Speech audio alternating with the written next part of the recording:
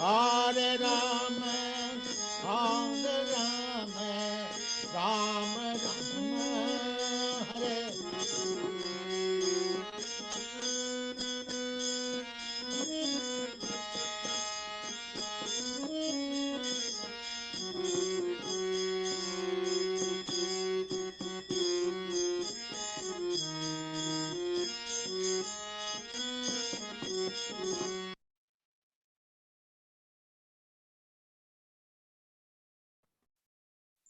Hare Krishna Prabhuji, Dandavat Pranams. Hare Krishna Prabhuji, Dandavat Pranam. Am I audible, Prabhuji? Yes, Prabhuji, a little bit of echo is there. Oh, echo is there. Huh? Is it any better? No, Prabhuji, it's same. But voice is fine. But a little bit of echoing in the house. Hare Krishna devotees, we welcome all of you for the today's morning program, Nityam Bhagavata Sevaya. And today we are very fortunate to have His Grace Sri Balaji Prabhu, and Prabhu will enlighten us on Srimad Bhagavatam, 4th canto, 20th chapter, verses 35 to 38. Over to you, Prabhuji. Hare Krishna. Thank you so much, Prabhuji. Hare Krishna. Namo Bhagavate Vasudevaya. Om Namo Bhagavate Vasudevaya. Om Namo Bhagavate Vasudevaya. Om Ajnanatirmirandasya Jnananjanashalakaya Chakshurunmilitam Yena Tasmai Shri Gurave Namaha. Shri Chaitanya Manobhishtam Sthapitam Yena Bhutale Swayam Rupa Kadamiyam Darati Smapadadikam Vandeham Shri Guru Shri Udapadakamam Shri Guru Vaishnavamsha Shri Rupam Sagrajatam Sagana Raghunathanvitam Tam Sajivam Sadvaitam Savadutam Parijana Sahitam Krishna Chaitanya Devam Shri Radha Krishna Padam Sagana Dalita Shri Viṣṇu Namo Viṣṇu Padaya Krishna Prasthaya Bhutale Srimate Bhaktivedanta Swami Namine Namaste Saraswati Devi Gauravani Pracharine Nirvishesha Shunyavani Paschata Deshatarine Namo Mahavadanyaya Krishna Prema Pradayate Krishnaya Krishna Chaitanya Namine Gauratushenam He Krishna Karuna Sindhu Dinabandhu Jagapate Gopesha Gopika Kanta Shri Radha Kanta Namostute Tapta Kanchana Gaurangi Shri Radhe Vrindavaneshwari Vrishabhanusute Devi Pranamami Haripriye Vancha Kalpatarubhyascha Kripa Sindhubhya Evacha Patitanam Pavanebhyo Vaishnavebhyo Namo Namah Jai Sri Krishna Chaitanya Prabhu Nityananda Shri Advaita Gadadhara Shivasadi Gaura Bhakta Vrinda Hare Krishna Krishna Krishna Hare Hare Hare Rama Rama Rama Hare Hare Guru Divancha Kripa Shri Guru Dinatayaka Paramananda Madhava Shri Chaitanya.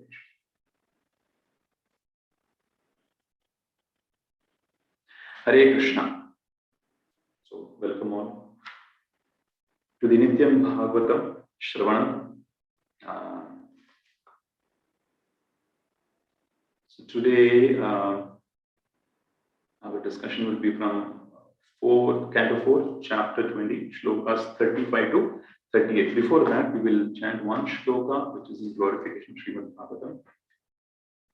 Yasyam Vaishvayamanayam Krishne Paramapurushe Bhaktirutpadate Pumsaha Shloka Moha Bhayapaha. Simply by giving all of reception to this Vedic literature, feeling for loving devotional service to Lord Krishna, the Supreme Personality of Godhead, sprouts up at once to extinguish the fire of lamentation, illusion, and fearfulness. With this, I'd first of all like to thank His Grace Sankarshan Priya Prabhu and the team for giving me the service to glorify the Lord, His devotees, and Srimad Bhagavatam so that I can purify myself. Prabhuji, my audio is okay so far? Yes, Prabhuji. Okay. Now you can share the shloka, Prabhuji, 35 to 38. Now, before we get into today's section of shlokas, I would like to do a quick recap. Basically, these 35 to 38 are the last section or the last shlokas of this entire beautiful chapter, which says that Lord Viṣṇu enters the sacrificial arrangement of Pṛthu Maharaj. So, quick recap. We have seen so far from wonderful devotees who have narrated spoken on very elaborately on all the shlokas. So a quick recap. Initially, we saw in this chapter that Lord Viṣṇu instructs Pṛthu Maharaj, and he asks Pṛthu Maharaj to forgive Indra. He also gives knowledge of soul and super soul, and also instructs him that he should protect the citizens when he starts ruling. And after all this, Lord Viṣṇu asks him to ask for any benediction because he was very pleased with him. And Pṛthu Maharaj very kindly and knowingly accepts the Lord's instructions. Also, and Indra also begs for forgiveness. Indra also understanding what he had done, so he begs for forgiveness. And after that, we have seen there is a beautiful section of prayers of Pṛthu Maharaj. Very beautiful section, how Pṛthu Maharaj prays. And those prayers are basically aspirations of all devotees who practice in Krishna consciousness. Okay. And lastly, the Lord then blesses Pṛthu Maharaj with bhakti and departs for his abode. And this section that we're looking at today, from 35 to 38, it's basically about how Pṛthu Maharaj, so after the Lord departs, how Pṛthu Maharaj honors everyone who was present over there. And then he himself returns home. So we'll try to see what we can understand and how it can help us in our practice, in our sadhana. We'll try to see some of the points from some key points from these set of shlokas. What I will do is I would first chant the shlokas and the translation. I'm not going to read the purport because today's discussion will be obviously from the purport only. I've pulled out some points. Basically, after hearing some of the senior devotees and Vaishnavas, so I've tried to gather some points and will present it today. Shloka number 35 to 36. Devarshi Pitra Gandharva Siddha Charana Panagaha Kinnara Apsaros Apsaraso Mardyaha Khaga Bhutani Anekashaha Yagneshwara Dhyarajna Vagavitanjali Bhaktitaha Sabhajita Yayu Sarve Vaikuntanugatas Tataha. Translation by His Divine Grace of Vichanarabha Swami Srila Prabhupada. King Pṛthu worshipped the demigods, the great sages, the inhabitants of Pitra Loka, the inhabitants of Gandharva Loka, and those of Siddha Loka, Charana Loka, Panaga Loka, Kinnara Loka, Apsara Loka, the earthly planets, and the planets of the birds. He also worshipped many other living entities who presented themselves in the sacrificial arena. With folded hands, he worshipped all these as well as the Supreme Personality of Godhead and the personal associates of the Lord by offering sweet words and as much wealth as possible. After this function, they all went back to their respective abodes, following in the footsteps of Lord Viṣṇu. Text number 37. Bhagavan api rajarshehe sopadhyayasya cha achyutaha haran eva manomusya swadharma pratyapadyata. Translation.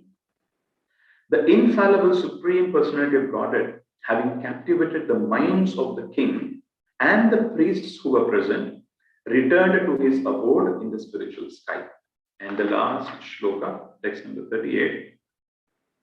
Adrishtaya namaskritya nripa sandarshitatmane avyaktaya cha devanam devaya svapuram yayo. Translation.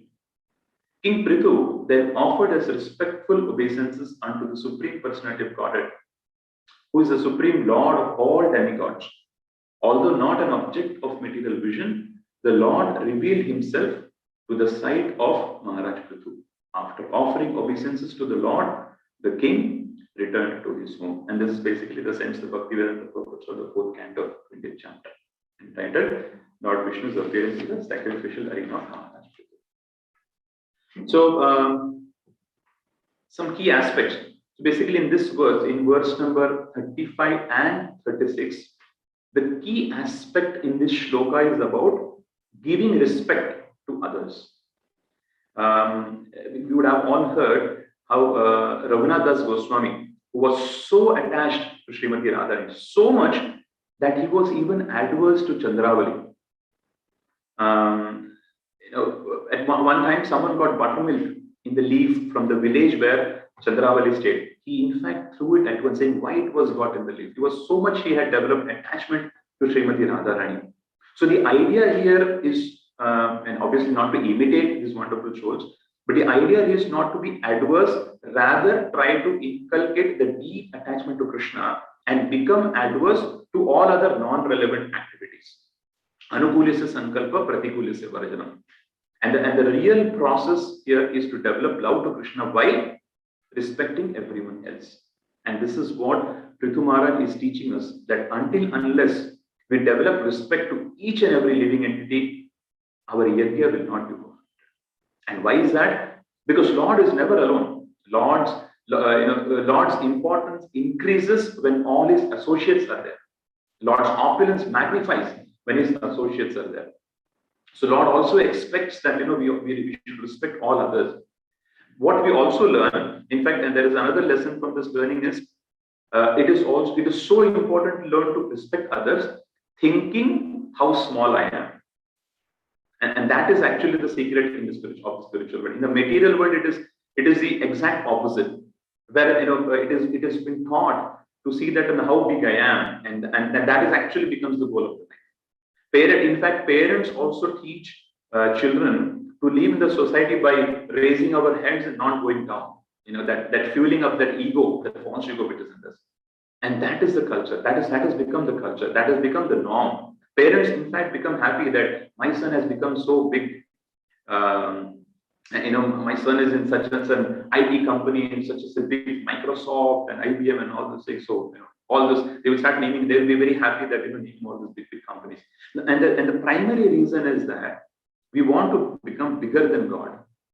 In fact, we are competing with God, trying to be equal to God, trying to be one with God to some extent that, remove God himself and we become only God. So many people are there who are trying to say that I am God. Each and every living entity has this tendency or endeavor. The proportion might differ, but everyone wants to become great, from an ant even to the demigods also to some extent. All desire to become great. And the only problem is there is no endeavor to become small, because everyone wants to lord over. In fact, Chaitanya Mahaprabhu in the Shishnashtakam, when he says the third shloka, where he says, Pranadapi sunechana tarurava ega sahishana amanina manadena kirtaniya sadahari. Amanina manadena. We should be always ready to offer respect to all, not only devotees, but everyone at the same time, expecting and accepting none. That is a very beautiful pastime about Srinivasa Acharya.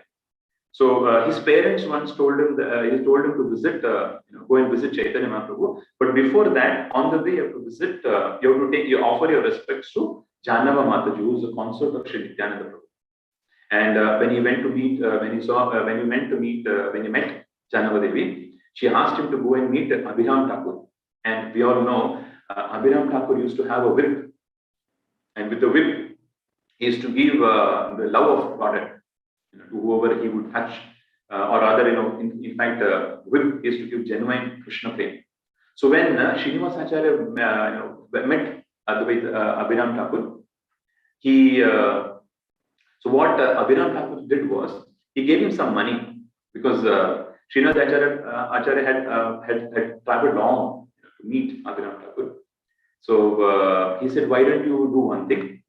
You go take this money, go get some fruits and vegetables, and cook some nice feast for yourself. Okay, and then we will meet. So after that, and Srinivasa Acharya agreed. He goes to the market and gets some fruits and vegetables and cooks a nice feast. And then after cooking, he offers it mentally to Chaitanya Mahaprabhu. And at that moment, 4 strangers come at the door. And when Srinivasa Acharya looks at them, he says, he welcomes them and asks and inquires about them. And these 4 strangers, they say that, see, we have been traveling and we have not eaten for quite some time. So can you give us some food? Can you share some food? Because we are hungry. At that moment, without a blink, Srinivasa Acharya says that, please, why don't you say, I had actually cooked for yourself only. So please have a seat, I will serve you all. then I'm not hungry at all. So please, you all can honor the prasadam. So saying that, he made them sit nicely and served the entire prasadam to their heart's content, and also offered them genuine, devotional respects to all of them. And that is when the strangers revealed that in fact we are personal servants of Abhiram Thakur, and Abhiram Thakur had intentionally sent us to you to test how devotionally mature you are, whether your respect is only to him or others as well. And the strangers told that yes, we observed that you are not like that. You have respect for everyone, and that is how Srinivas Acharya gave respect for each and every person. And the primary reason was he saw Krishna in everyone's heart. So this is very important. There is another pastime which you will have obviously you would have heard. It is about Indra. So Indra, with all the opulences, all the grandeur that he has, and everyone offering respect to him, everyone bringing him gifts and bowing to him, with all those paraphernalia, Indra obviously got a little puffed up. So what happened was once when his spiritual master, the great sage Brihaspati, came to the assembly, and Brihaspati is the best of the sages. He is the spiritual master of Indra and the demigods, and also was respected by demigods and demons alike. But what happened was Indra, in all that glory, the respect that he was getting from everyone was offering him respect, he kind of missed the opportunity. He kind of ignored or overlooked that Brihaspati, his spiritual master, had come, and he did not even rise from his own seat, or rather offer a seat to his spiritual master. And forget that he did not even offer a respectful welcome to his spiritual master, Brihaspati. He did not show him any kind of respect. And what happened was Brihaspati, the great sage that he was, knowing what is going to come after this, he quietly left that place. Indra, after that, when he came to know what mistake he had done, he repented. He repented later, but what happened was the mistake was done of disrespecting. And then we all know how demons took that opportunity and attacked the demigods. Okay? And they were defeated because they have left the shelter of spiritual master was not there, just because of that mistake of not respecting the spiritual master was done. Forget Indra, even others had not corrected it. So this is the how do you say? This is the impact. This is the result of not respecting such great sages, or for that matter, anyone. Okay?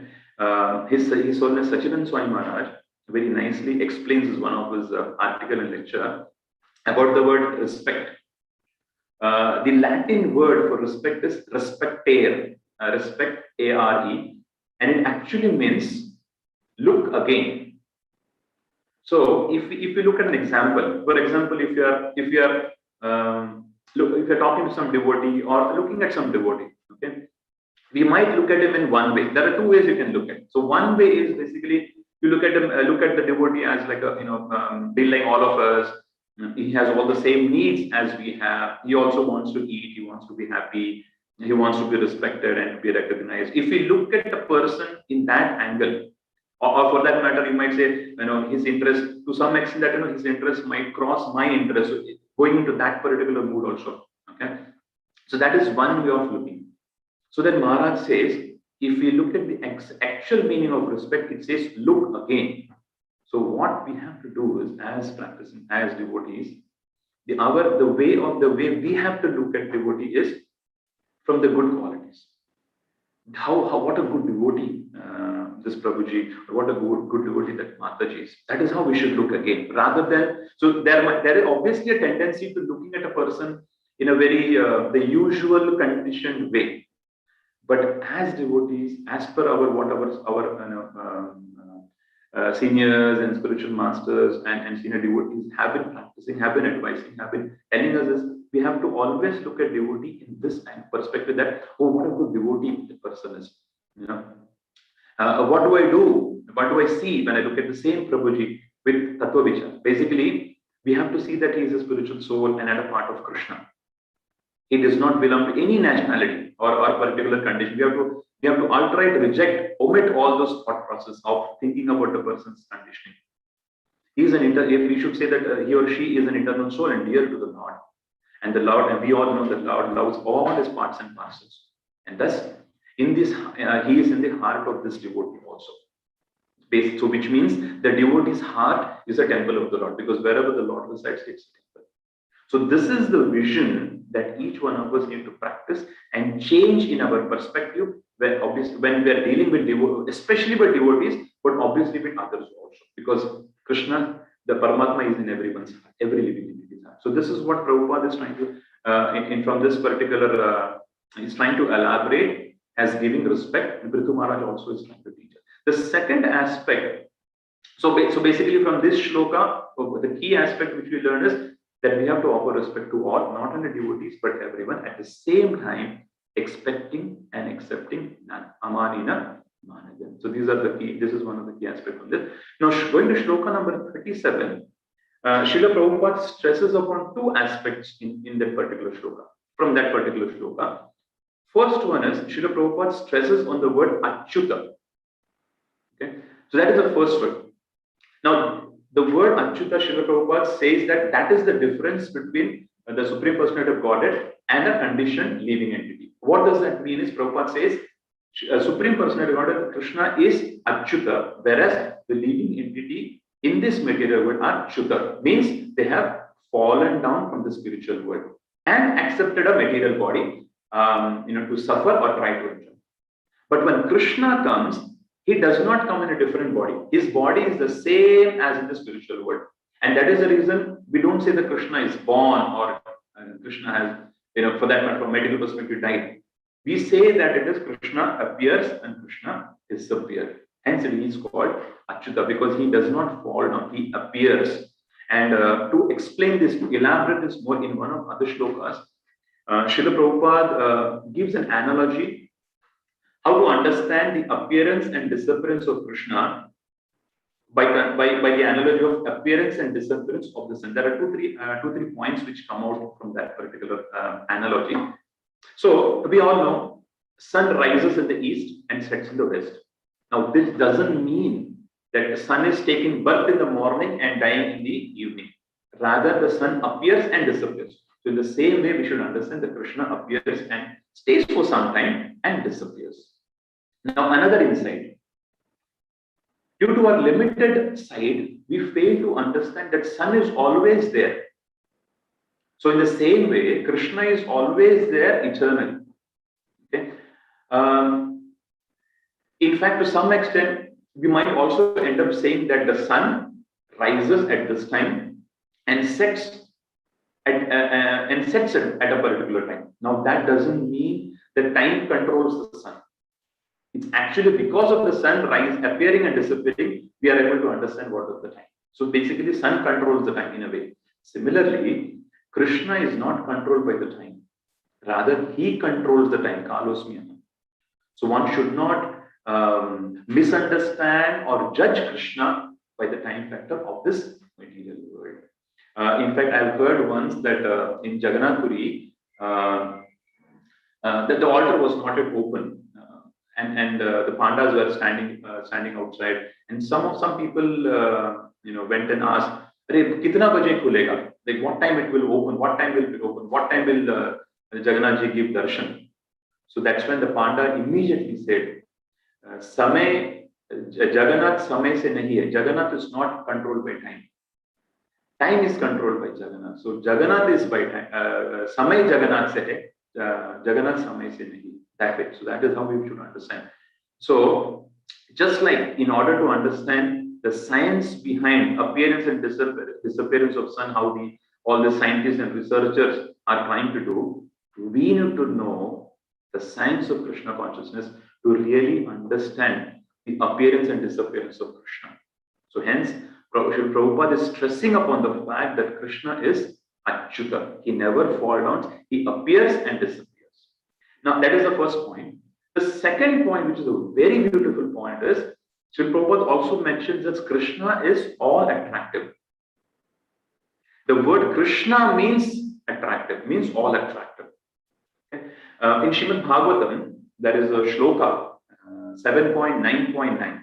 The shloka is like this. I will chant the shloka. Manye dhana vijana rupa tapa shrutaujas teja prabhava bala paurushaha buddhi yogaha na aradhana hi bhavanti parasya pumso bhaktya tutosha bhagavan gajayutrapaya. So the translation goes like this. Prahlad Maharaj is continuing. Prahlad Maharaj is saying to the Lord, one may possess wealth, dhana, manye dhana, wealth, and aristocratic family, abhijana, beauty, that is rupa, austerity, that is tapaha, education, that is shruta, sensory expertise, that is ojaha, manye dhana abhijana, rupa tapa, shruta ojasa, luster, that is teja, influence, prabhava, physical strength, bala, diligence, paurusha, intelligence, buddhi, and mystic yogic power, that is yoga. So these are the 11 things. Prahlad Maharaj says one may possess these 11 things. But Prahlad Maharaj says, but I think that even by all these qualifications, one cannot satisfy the Supreme Personality of Godhead. However, one can satisfy the Lord simply by devotional service. Gajendra did this, and thus the Lord was satisfied with him. So what this means is all of this 11 individually or collectively will not attract the Lord. Na aradhanaya hi bhavanti parasya pumso. So Prahlad Maharaj is saying all these 11. Maybe if you can look at some of them. So for example, tapa. Now performing austerity for others is tapaha. For Krishna's pleasure, when we do austerity, it is tapodivyam. And the example is also given that one's personal spiritual life should be always kept like camphor.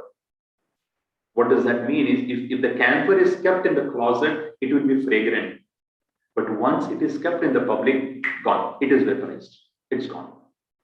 So similarly, we might, sometimes the situation might be there that we might do some devotional surveys and some chanting of 64 rounds or 128 rounds, and we might tell, oh, I did this. But if we are silent about it, Krishna will be more pleased. Yeah? So that is tapa. Shruta, learning. Krishna is not attracted by how much we know. One might know verses back and forth, up and down and front, back and left and right. But however, if that only fills our heart, there would be no place for Krishna. Place is mercy. Okay? Ojasa, sensory, sensual expertise. It all depends on what do we do with our senses. Ojasa. Mystic power. Yoga. We all know the example of Durvasa Muni. He had all the mystic powers, but he could not attract the mercy of Krishna. Okay? All the above qualities. The point here is all the above qualities from Krishna. So what is the use of showing it to Krishna and expecting him to be attracted by it? It's actually contradictory. So Prahlad Maharaj says, what would attract Krishna is bhaktya tutosha bhagavan gajayuta paya. It's only bhakti and what is bhakti? The sincere desire to serve Krishna for his pleasure selflessly. That is what is bhakti. It's all about the intention. Whether we do a big thing or a very menial service, the mood of doing it for the pleasure of Krishna selflessly is important. If I give an example, if you're making a garland and expect that everyone would see tomorrow, when it is placed on the Lord, and if the expectation is that somebody sees that, how finely the flowers are arranged, how finely they were cut and placed neatly. Who has done this? Where is Krishna here? But on the contrary, if we make the garland saying that Krishna, these flowers comes from you, and the ability to make it comes from you.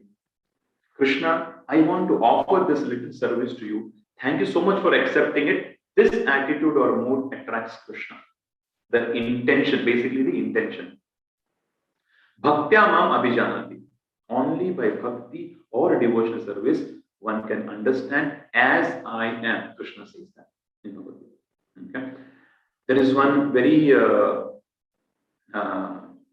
beautiful shloka by Rupa Goswami, where it is in the Padyavali, text number 8.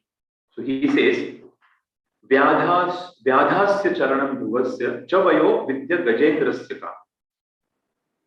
Kubjaya kim yunama rupam adhikam kim tat sudamanu dhamna dhanam. Vamsako vidurasya yadava pater ugrasya kim paurusham. Bhaktya tushyati kevalam nacha gunair bhakti priyo madhavaha. So what he says is, Vyadhascharanam dhruvasya cha vayo. Now, it doesn't actually matter whether one gets bhakti at the age of 5 or 10 or 15 or for that matter 50. So age does not matter here. And in fact, the very beautiful examples are Dhruva Maharaj and Pṛthu Maharaj. Vyadhasharayam dhruvasya cha vayo. Vidya gajendrasya ka. Does higher education matter? Did Gajendra, who with all those, so we all know the example of Gajendra, the pastime of Gajendra, where he just to enjoy, he went inside and got caught by the crocodile, and finally what he did, when he remembered his past, and then he just offered his obeisance and offered prayers to the Lord, how Lord came and reciprocated. So the point here is, so elephants are basically considered little talented and talented. So the point here is, Vayo Vidya Gajendrasya ka. Higher education does not matter. Then, does good look matter? And who's a better example than Kubja? Kubjaya kim yunam rupam. Kubjaya kim yunama rupam adhikam. And it is also said, kim tat sudamanu dhanam. Is one expected to be so rich and wealthy that the Lord is eager to see you? What better example than Sudama? Okay. Then it is also said, Vamshaha ko vidurasya yadava. Is it important at what which family you are born in or what lineage you have? Does Lord look at that? Should you be born as a Brahmana? Who better example than Vidura? So it says, Vamshaha ko vidurasya yadava, pater ugrasya kim paurusham. And lastly it says, Bhaktya tushyati kevalam nacha gunair bhakti priyo madhava. Krishna is attracted only by bhakti and not by material qualifications. Okay. I just repeat the shloka. It is very important. It is from Padyavali by Rupa Goswami, text 8. Vyadhyasya charanam dhruvasya cha vayo vidya gajendrasya ka kubjaya kim yunama rupam adhikam kim tat sudamnudhanam vamsako vidurasya yadava pater ugrasya kim paurusham bhaktya tushyati kevalam nacha gunair bhakti priyo madhava. Krishna is only attracted by bhakti and not by material qualifications. Now, going to text number 38, and so when I read this particular shloka, text number 38, though it is at the end, and we all know Srila Prabhupada or the Bhagavatam is many of the pastimes, many of the testament, the shlokas that we have gone through earlier also. The last section is actually the Phalashruti. And this shloka number 38 is actually the Phalashruti of the whole entire chapter. I would like to read the purport of this particular shloka. It's a very instructive purport by Srila Prabhupada. And then I discuss a little bit on the purport by Srila Prabhupada. The Srila Prabhupada writes in the purport, the Supreme Lord is not visible to material eyes, But when the material senses are inclined to the transcendental loving service of the Lord and are thus purified, the Lord reveals himself to the vision of the devotee. Avyakta means unmanifested. Although the material world is the creation of the Supreme Personality of Godhead, he is unmanifested to materialize. Maharaj Pṛthu, however, developed spiritual eyes by his pure devotional service. Here, therefore, the Lord is described as Sandarshitatma, for he reveals himself to the vision of the devotee, although he is not visible to ordinary eyes. So Srila Prabhupada mentions in this in the purport, and I just re-quote that Maharaj Pṛthu, however, developed spiritual eyes by his pure devotional service. And then here, therefore, the Lord is described as Sandarshitatma, for he reveals himself to the vision of the devotee, although he is not visible to ordinary eyes. Premanjana Charita. So that Premanjana Charita we should have. So the question is how to develop pure devotional service. To try and explain, try to understand this, Chaitanya Mahaprabhu, when he was instructing, when he was in Prayag, and the 10 days when he instructed Rupa Goswami, Chaitanya Mahaprabhu referred to what Sriman Ramananda Rai, during Mahaprabhu's South India, when he had visited Ramananda Rai, their discussion. So Chaitanya Mahaprabhu used that discussion, that inference, that those points that Sriman Ramananda Rai had made to explain, to instruct Srila Rupa Goswami. And it's a very beautiful section in Chaitanya Charitamrita, especially starting from in Madhya Leela, 19th chapter, from 125, 130th verse. I think it is 128th or 125th, where Mahaprabhu himself says, I will now instruct you from what I have heard from Sri Ramananda. And there are, all those shlokas are very beautiful, where Chaitanya Mahaprabhu is telling, if this is all this, and at one of the point, and one of the shlokas, which is like the how do I say, it's the pinnacle of to understand how one can get pure devotional service. And this is in Madhya Leela, 19th chapter, shloka number 167. And it is actually quoted from Mahaprabhu, again, quote that saying, Anya Abhilashita Shunyam. Anya Abhilashita Shunyam, that is, devoid of all other desires besides serving Krishna. In all those lessons or the learnings that we have seen earlier, also in all the other earlier shlokas also, that is exactly what is Krishna is trying to say, or the shlokas are trying to explain us. Anya Abhilashita Shunya, devoid of all other desires besides serving Krishna. Jnana Karmadi Anavritam. Avaran means covering. Anavritam means free from those coverings. Free from what coverings? Jnana and karma. And then what happens? Anukulyena Krishna.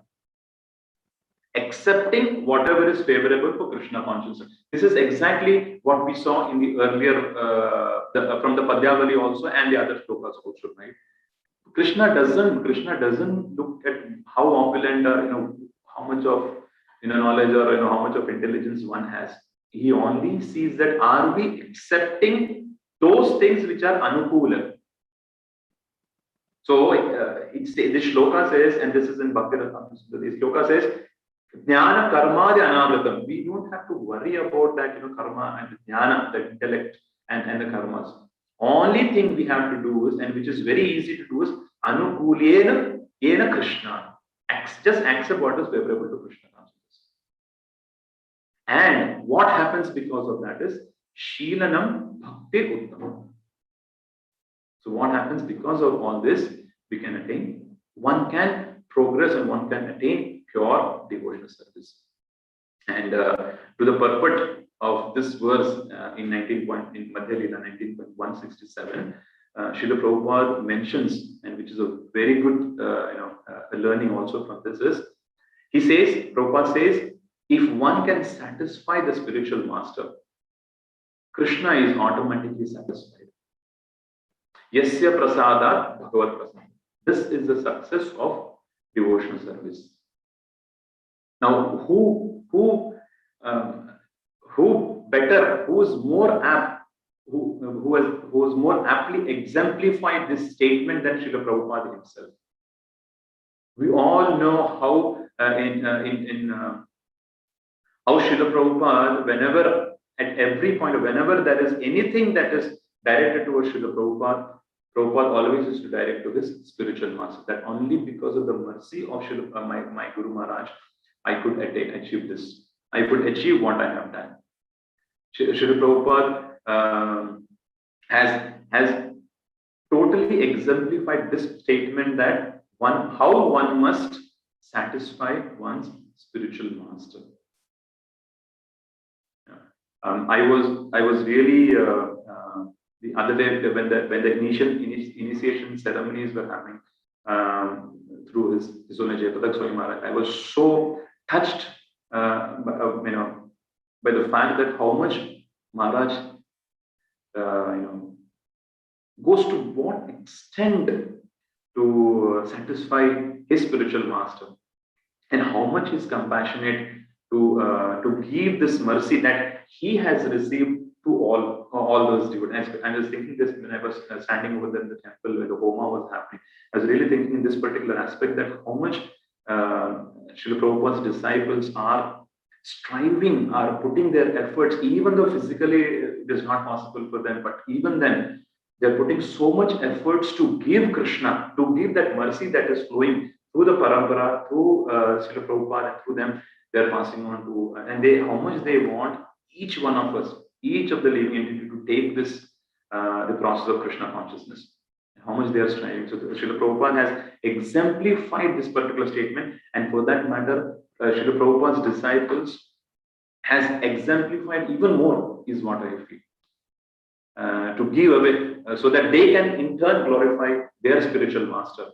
And they're just giving. It is all Krishna consciousness. The process of ISKCON is all about giving. Just to conclude here, we spoke about in 35 to 36. We spoke about how much we have to respect, how much we have to give respect to others, expecting and accepting none in return. And in shloka number 37, we saw how Srila Prabhupada stresses on the word Achyuta, which means Krishna never falls, and he always appears and disappears. It is we who have fallen down from the spiritual world to this material world only to suffer or only to enjoy. Okay? And the second point which Srila Prabhupada mentions in that is Krishna is all attractive, and where we saw that Krishna is never, he doesn't want to look at he's not attracted by how much wealth we have, what kind of a lineage, what kind of aristocratic family we are from, what kind of austerity we are performing, how much educated we are. He's not attracted by that. He's only attracted by Bhaktya Tutosha Bhagavan Kaja. And then we also saw how Rupa Goswami says that how Krishna is again attracted only by bhakti and not by any material qualification. That is from Padyavali. And lastly, we from a Palashruti perspective, in shloka number 38, we saw that Yasya Prasada Bhagavad Prasada, the success of devotional service is only to satisfy our spiritual master, and by which in turn Krishna also will be pleased. Before I end, I just wanted to conclude. This is from the same chapter, 3 shlokas, where Pṛthu Maharaj, the prayers of Pṛthu Maharaj, in those 3 prayers, Pṛthu Maharaj actually gives out some points that as practicing devotees, as sadhakas, and as devotees, what should be our aspirations. Okay, I would like to conclude with that. So this is from shloka number 24, same chapter 24. I just read out the line. Vidhatsva karanayudam eshame varaha.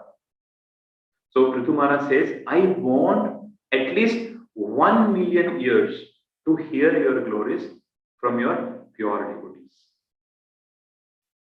So this is what, and this process, our process is all about Shravanam, it's all about hearing. I was talking to a long time back. I was talking to one devotee, and I asked that Prabhuji that Prabhuji, why is it that we don't feel so much excitement or when we are practicing? Why don't we get that? Why don't we have that enthusiasm? So that Prabhu made only one statement. He said, Prabhu, the only problem is we don't glorify the Lord sufficiently enough. Yeah. So here Pṛthu Maharaj is saying, I want at least 1 million years to hear your glories from your pure devotees. That is from shloka number 24. From shloka number 25, he says, Sa uttama shloka mahan mukhya chuto. Mukha chuto. So Pṛthu Maharaj says, I only want to hear from pure devotees. Because the transcendental vibration from their mouths carries the aroma of the saffron dust of the Lord's lotus feet, which awakens the eternal relationship with the Lord. Such a beautiful prayer that Pṛthu Maharaj is saying. And this is also one of the aspirations that each one of us should have, that rather than, we have heard it also from other devotees and Prabhupada and other disciples also, that hearing, we should not hear from other professionals. We should not be our intention. We should not never hear from other professional Bhagavatam reciters. Rather, we should hear from pure devotees. Because what happens is, they have realized, they're speaking from their self-realization. It is not that they're just, though they might be parroting what they've heard, but it is their self-realized knowledge. The knowledge of Bhagavatam is revealed. Yeah? So they have realized that, and when that comes from the mouth of such pure devotees, it comes from their heart, and from their mouth, it is Pṛthu Maharaj saying, it carries the aroma of the saffron dust of the Lord's lotus feet. So when these words travel from the mouth of those pure devotees, it carries the aroma of the saffron dust of the Lord's lotus feet, which when it enters into our ear, it obviously enters the heart. And what happens is, because of that, it awakens the eternal relationship, the dormant relationship with the Lord.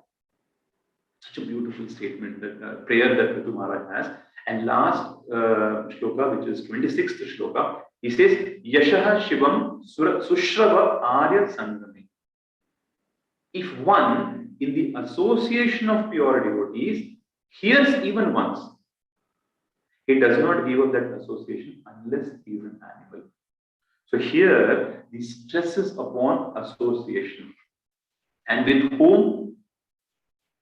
Anukulasya sankalpa pratikulasya vivarjanam. So the association should only be with pure devotees. And what is the result of that?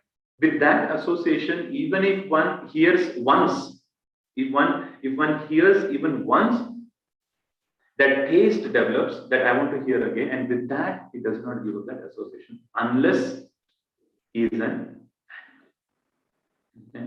So these are some of the learnings and understandings that I thought I will just share with all of you, which I heard from senior devotees. So thank you so much for a patient hearing.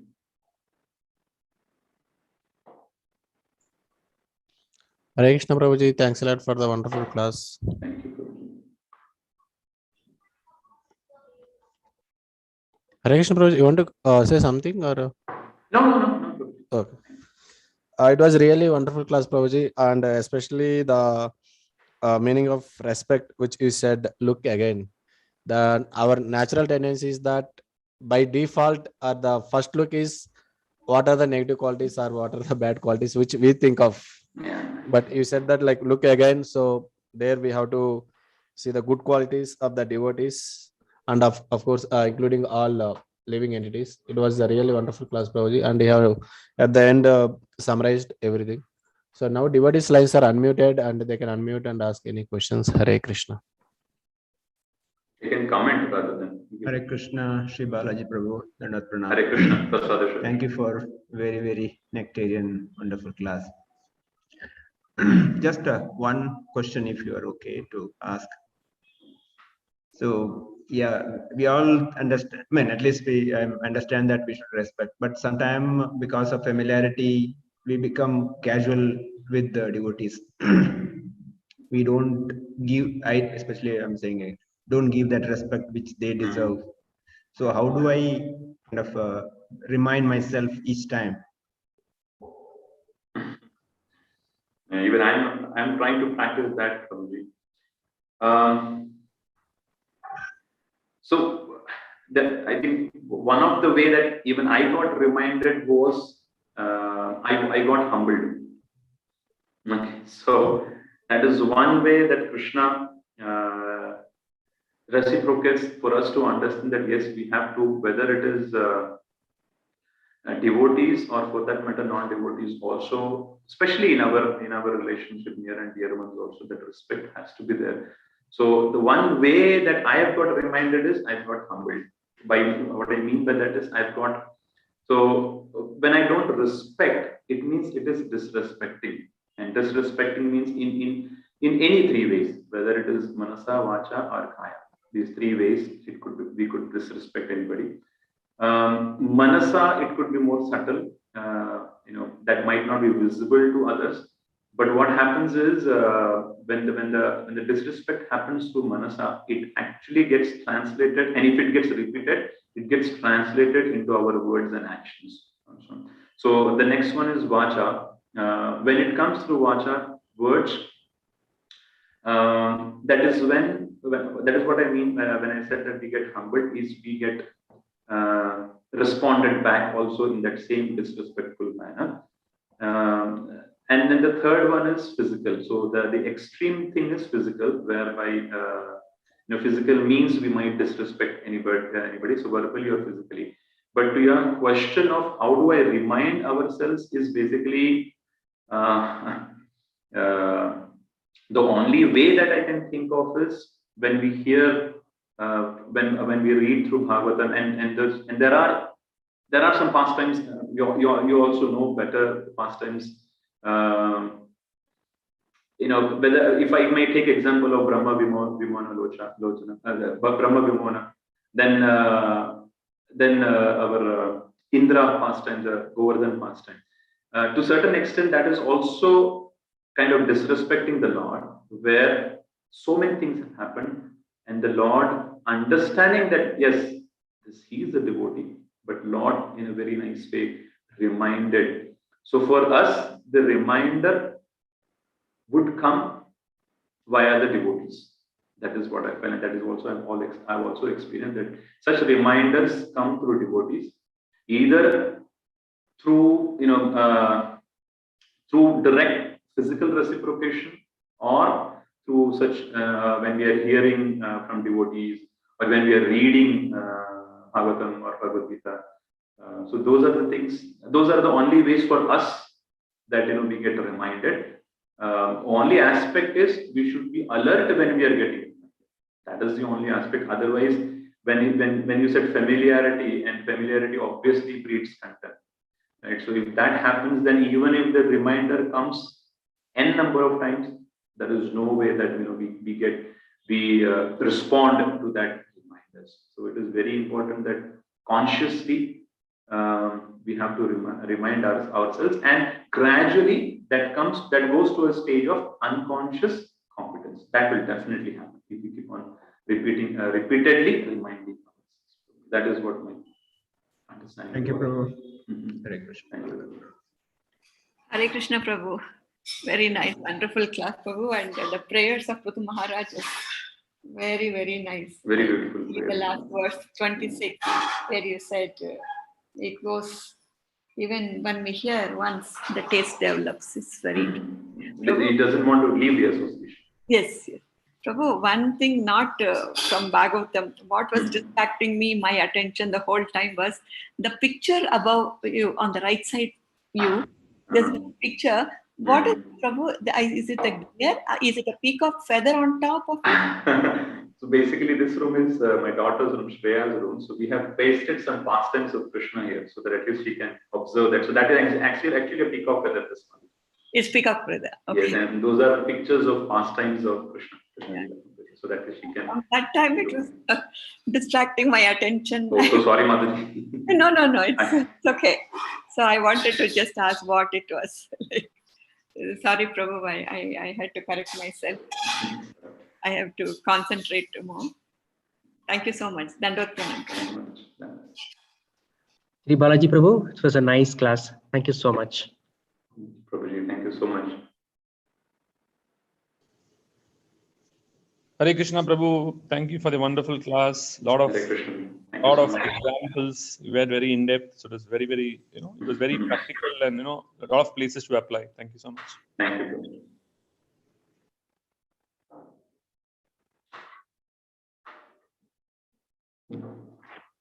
Hare Krishna, Sri Balaji Prabhu, Dandot Pranam. Thank you Hare very Krishna, much Balaji for Prabhu. a nice class. Thank you, Prabhu. Thank you, Prabhuji.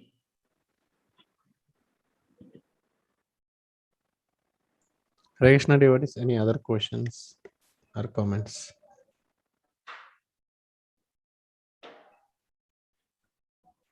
I think there are no more questions, Prabhuji. So we can end the class Yes, with Prabhu. Vaishnava Pranama. Mancha, Kalpataru, Shukripa, Sindhu Behavior Patita, Patapana. Vaishnavi.